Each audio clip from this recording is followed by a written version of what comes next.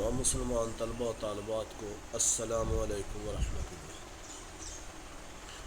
आज हम पढ़ेंगे 10th क्लास की पहली गज़ल, मुसीबत भी राहत फ़ज़ा हो गई है। तो इससे पहले एक छोटी सी गुजारिश है कि बहुत सारे तलबा तालबात जब मैसेज करते हैं तो ए लिख देते हैं, तो इसका जवाब ना मिलने पे फिर गुस्से भी होते हैं। तो उनकी खिदमत में गुजारिश है कि ए ये अस्सलामु अलैकुम का अगरचे मुखफ़फ़ क्यों ना हो, लेकिन ये अस्सलामु अलैकुम नहीं है। ना तो इसके जवाब देना वाजिब है और ना ही इस पे सवाब मिलेगा और ना ही ये दुआ है। जो शरीयत ने अल्फाज मुकर्रर कर दिए हैं उनके अंदर कमी बेशी शरीयत में जायज़ नहीं है। शरीयत ने कहा तुम कहो अस्सलामु अलैकुम या अस्सलामु अलैकुम व रहमतुल्लाह, अस्सलामु अलैकुम व रहमतुल्लाहि व बरकातुहू। तो इसके अंदर अपनी तरफ से कुछ मिलाना, कमी बेशी करना, इनके मुखफ़फ़ात निकालना और इनको शार्ट करना ये शरन जायज़ नहीं है। हज़रत अब्दुल्लाह इब्न सलाम रज़ी अल्लाह ताला अन्हु नबी पाक सल्लल्लाहु अलैहि वसल्लम के बहुत करीबी एक दोस्त और साथी थे, सहाबी थे। ईमान लाने से पहले यहूदी थे और यहूदी उनकी बहुत कदर करते थे। तौरात, ज़बूर, इंजील के वो हाफ़िज़ थे। तो उनको यहूदियों ने, ईसाइयों ने समझाया कि तुम हमारे बड़े मोहतरम हो, तो नबी करीम सल्लल्लाहु अलैहि वसल्लम के दरबार में ना जाना, जो उनके पास जाता है वो उन्हीं का हो जाता है। कुछ दिन तो अब्दुल्लाह इब्न सलाम कहते हैं मैंने सुकून किया, सोचा, उसके बाद मेरे दिल ने मलामत किया कि तू इतना बड़ा आलिम हो के तो तुझे तो जाना चाहिए। वो कहते हैं मैं अल्लाह के हबीब सल्लल्लाहु अलैहि वसल्लम के दरबार में गया तो जो ही पहली नज़र पड़ी तो मेरी ज़बान से बेसाख्ता निकला अन्नल वजह लैसा बिवजहिन कज़्ज़ाब, ऐसा खूबसूरत चेहरा कभी झूठा नहीं हो सकता। तो नबी करीम सल्लल्लाहु अलैहि वसल्लम को अल्लाह ने कुदरती हुस्न भी दिया था और वो हुस्न यूसुफ अलैहिस्सलातु वस्सलाम से भी ज़्यादा हुस्न था। तो आपने फरमाया कि मैं यूसुफ अलैहिस्सलातु वस्सलाम से मेरी मुलाकात हुई, तो जिसका मफ़हूम ये है कि यूसुफ अलैहिस्सलातु वस्सलाम को भी हुस्न कम मिला था आप सल्लल्लाहु अलैहि वसल्लम से। तो अल्लाह ने कुछ हुस्न आप सल्लल्लाहु अलैहि वसल्लम का ज़ाहिर कर दिया, कुछ छुपा दिया। अगर सारा ही ज़ाहिर हो जाता तो आप सल्लल्लाहु अलैहि वसल्लम को देखना बंदों की बस में नहीं था। यूसुफ अलैहिस्सलातु वस्सलाम इतने हसीन थे कि दुनिया में एक ही वाक़या पेश आया ऐसा कि किसी को देख के किसी ने अपने हाथ काट दिए हों। तो अज़ीज़ मिस्र की बीवी ने उनकी दावत की, वहाँ की शहज़ादियों की और औरतों की, और यूसुफ अलैहिस्सलातु वस्सलाम को कहा कि एक तरफ से आपने निकलना है। उनके सामने फ्रूट रखा और उनके सामने छुरियाँ रख दी।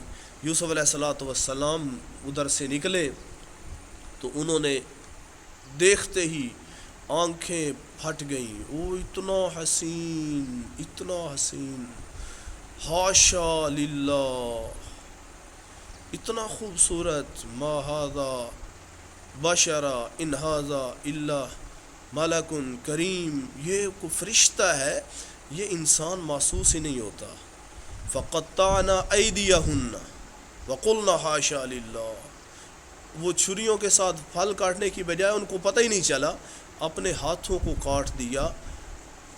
तो कहने लगे अल्लाह की पनाह, अल्लाह की पनाह, इतना खूबसूरत। और दुनिया में कोई ऐसा वाक़या नहीं हुआ कि किसी ने अपने आप को छुरी सुई मारी हो, छुरी तो बड़ी बात है, थोड़ी सी सुई भी लगी हो और किसी को देख के उसको दर्द महसूस ना हुआ हो। तो उनके हुस्न के अंदर इतनी मगन होगी। तो आप सल्लल्लाहु अलैहि वसल्लम ने फरमाया कि यूसुफ अलैहिस्सलातु वस्सलाम को भी मुझसे कम हुस्न मिला है।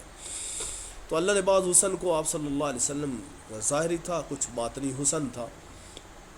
तो अब्दुल्लाह इब्न सलाम रज़ी अल्लाह ताला अन्हु कहते हैं मैं जब आप सल्लल्लाहु अलैहि वसल्लम की मजलिस अक़दस में गया तो पहली नज़र पड़ी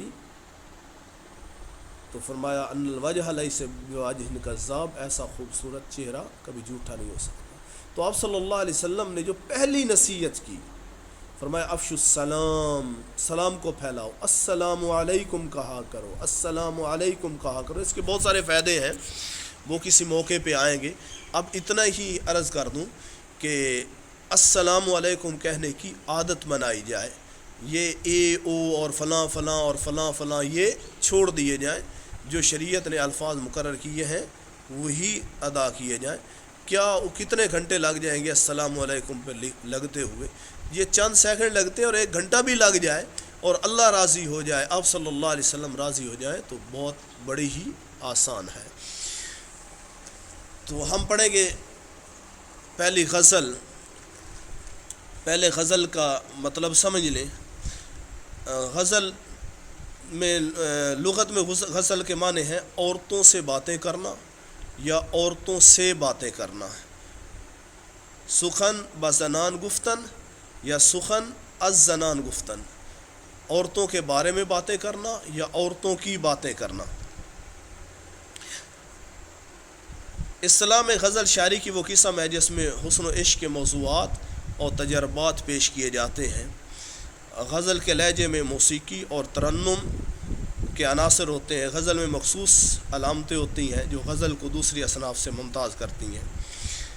تو غزل کے پہلے شعر کے دونوں مصرے ہم قافیہ اور ہم ردیف ہوتے ہیں۔ ہم قافیہ اور ہم ردیف تو ان کی تعریفیں تو آپ نے 9th میں پڑھی ہوں گی۔ باقی اشعار کے ہر دوسرے مصرے میں قافیہ موجود ہوتا ہے۔ غزل کا آخری شعر مقطع کہلاتا ہے، بشرطے کہ شاعر نے اس میں اپنا تخلص برتا ہو۔ اس کی ایک انفرادی خصوصیت ہے غزل کی کہ اس کا ہر شعر موضوع کے اعتبار سے مکمل ہوتا ہے۔ اس کے ایک شعر کا دوسرے شعر کے ساتھ تعلق نہیں ہوتا، اور نظم کے اندر ایک شعر کا تعلق دوسرے شعر کے ساتھ ہوتا ہے، وہ مربوط ہوتی ہے، اور یہ اس کا پہلا ایک شعر ہی مکمل مقصد لیے وہ ہوتا ہے، پھر اگلے شعر کی الگ تشریح ہے، تیسرے کی الگ تشریح ہے، اور اس کا الگ مقصد ہے۔ اور نظم کے اندر یہ نہیں ہوتا۔ نظم کے اندر ایک شعر ہوگا تو اس شعر کا دوسرے شعر کے ساتھ تعلق ہوگا، ربط ہوگا۔ اس میں یہ نہیں ہے، ہر شعر الگ ہوتا ہے اور ہر شعر کا الگ ہی مقصد ہوتا ہے۔ تو پہلا شعر ہے، مصیبت بھی راحت فضا ہو گئی ہے، مصیبت بھی راحت فضا ہو گئی ہے، تیری آرزو رہنما ہو گئی ہے۔ مفہوم، عاشق کے لیے محبوب کی طرف سے ملنے والی ہر تکلیف راحت کا باعث ہو گئی ہے۔ یہ چاہت زندگی کے معاملات میں رہنمائی کا کردار ادا کر رہی ہے۔ تشریح، حضرت موہانی اعلیٰ پائے کے شاعر ہیں۔ وہ زبان و بیان کی باریکیوں اور احساسات و جذبات کو بیان کرنے پر ملکہ رکھتے ہیں۔ تو مذکورہ شعر کے اندر عشق کے 2 پہلو نکلتے ہیں، ایک عشق حقیقی ہے اور ایک عشق مجازی۔ عشق حقیقی، غزل کے پہلے شعر میں شاعر حضرت معانی کہتے ہیں کہ جب اللہ تعالیٰ کی رضا اور خوشنودی کی خواہش دل میں گھر کر لیتی ہے تو اس کی راہ میں آنے والے مصائب میں بھی دلی سکون ملتا ہے۔ جب انسان محبت الہی کو مرکز و محور بنا لیتا ہے تو پھر راہ خدا میں آنے والے تمام مصائب، تکالیف اور دکھ قرب الہی کے سکون کا وسیلہ بن جاتے ہیں۔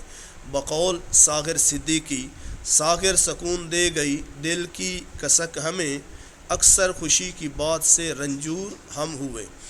عشق مجازی، شاعر کہتا ہے کہ میرے محبوب کی آرزو، چاہت اور خواہش اگر میرا مقصد ہے تو اس کی خوشنودی کے لیے میں ہر مصیبت کو خندہ پیشانی سے برداشت کر لوں گا۔ اپنے محبوب سے مخاطب ہو کر شاعر کہتا ہے کہ اگر تیری آرزو، تیری خواہش مجھے حاصل ہو جائے تو ہر مصیبت میرے لیے سکون کا ذریعہ ہوگی۔ جب انسان کسی سے محبت کرتا ہے تو وہ راہ میں آنے والی ہر مشکل کا مقابلہ کرنے کے لیے آمادہ ہو جاتا ہے۔ بقول شاعر، تم نے غم جہاں سے متعارف کروا دیا، تم نے غم جہاں سے متعارف کروا دیا، اچھا ہوا جو تم سے ملاقات ہو گئی۔ تو آپ کے پاس اگر ہیلپنگ بک ہے تو اس سے یاد کر لیں، تو اگر نہیں ہے تو اس کو ایک کاپی پہ لکھ لیں، لکھ کے اس کو پھر یاد کر لیں۔ یہ شرح سرمایہ اردو یا نگار اردو یا اس طرح کی بکس میں آپ کو، ہیلپنگ بک میں یہ آپ کو نہیں ملے گا۔ تو اس کی تشریح آپ یاد کر لیں. اسم کے اندر آپ اپنی طرف سے بھی کچھ تبدیلی کر سکتے ہیں. ہو بہو اس طرح کے الفاظ یاد کرنا ضروری نہیں ہے. تو ہر شعر کے اندر جو غزل کا ہوتا ہے اس میں کوشش کی جائے کہ اس کو عشق حقیقی کے ساتھ ملایا جائے. دیکھو نا، مصیبت بھی راحت فضا ہو گئی ہے، تیری آرزو رہنما ہو گئی ہے.